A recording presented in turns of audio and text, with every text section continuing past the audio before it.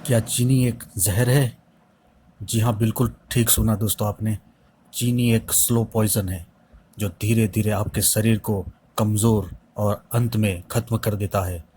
चीनी खाने से कितने तरह के रोग होते हैं ये आज आपको इस वीडियो में मैं बताऊंगा। लेकिन चीनी की शुरुआत भारत में कब से हुई ये जानना बहुत ज़रूरी है।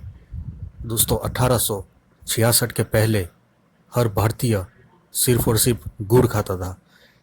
अंग्रेज़ों के आने के बाद 1866 में पहली बार चीनी की फैक्ट्री लगाई गई और तभी से diabetes, heart attack, kidney failure, brain stroke, paralysis ये सभी रोगों की धीरे धीरे भारत में वृद्धि होने लगी। इसके अलावा ब्लड प्रेशर और कोलेस्ट्रॉल, इतने खतरनाक रोग इस चीनी की वजह से आज हमारे भारत में बढ़ते ही जा रहे हैं। तो आखिर ऐसा क्या है चीनी में कि जिसके कारण इतने सारे रोग होते हैं? तो दोस्तों चीनी के अंदर सल्फर का प्रयोग किया जाता है। जो सल्फर पटाखे बनाने के लिए हम यूज़ करते हैं, उसी सल्फर का उपयोग चीनी को सफ़ेद या शुद्ध करने के लिए किया जाता है। अब वो सल्फर ना तो पानी में पिघल सकता है और ना ही अपने अंदर जाने के बाद अपने खून में पिघल सकता है। वो सल्फर धीरे धीरे करके आपके कोषों के ऊपर, कोषों की बाहर की दीवार के ऊपर, जिसे हम बोलते हैं कोष दीवार या फिर हम उसे कहते हैं सेल वॉल, तो सेल वॉल के ऊपर यह धीरे धीरे धीरे करके जमा होता जाता है।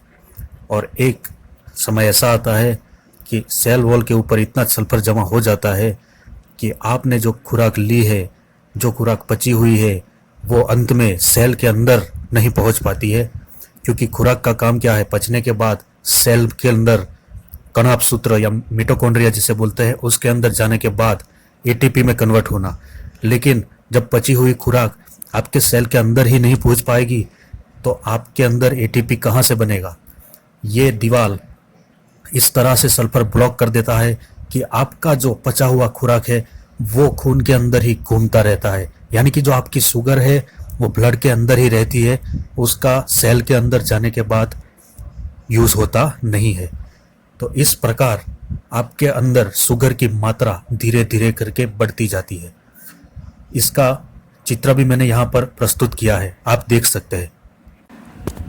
देखिए, जो आपको लेफ्ट तरफ सेल दिखाया गया है वो एक नॉर्मल इंसान का है, और जो राइट तरफ वाला सेल है वो धीरे धीरे सल्फर जमा होने के कारण बिगड़ा हुआ या जो ब्लॉक हुआ सेल है, वो डायबिटिक पेशेंट का सेल आपको राइट की तरफ दिखाया गया है। तो इस तरह से पेशेंट का सेल धीरे धीरे बिगड़ जाता है। ये शुगर धीरे धीरे हमारे शरीर में एक ग्लैंड है जिसका नाम है स्वादुपिंड, उसे भी धीरे धीरे खराब कर देती है। स्वादुपिंड खराब होने के कारण इंसुलिन प्रोड्यूस करना बंद कर देता है या तो फिर कम कर देता है, और इंसुलिन न जनरेट होने के कारण हमारे शरीर में डायबिटीज़ की मात्रा बढ़ती जाती है। तो शुगर इस तरह से हमारे शरीर को प्रभावित करती है और एक रोग के बाद दूसरा, दूसरे के बाद तीसरा, इस प्रकार अनेक रोगों का कारण बनती है। तो अब आप सबके मन में प्रश्न होगा कि शुगर के बिना तो कोई मिठाई या चाय या ऐसा कुछ बनाना पॉसिबल ही नहीं है, तो क्या करें? तो दोस्तों हमें हमारी पुरानी भारतीय परंपरा की तरफ, जो हम गुड़ का यूज़ करते थे, उसकी तरफ हमें जाना चाहिए ताकि इन सब रोगों से हम बच सके। हो सके उतना गुड़ का यूज़ करना चाहिए, गुड़ भी देसी वाला गुड़ मिलना चाहिए, और शुगर का इस्तेमाल धीरे धीरे बंद कर देना चाहिए।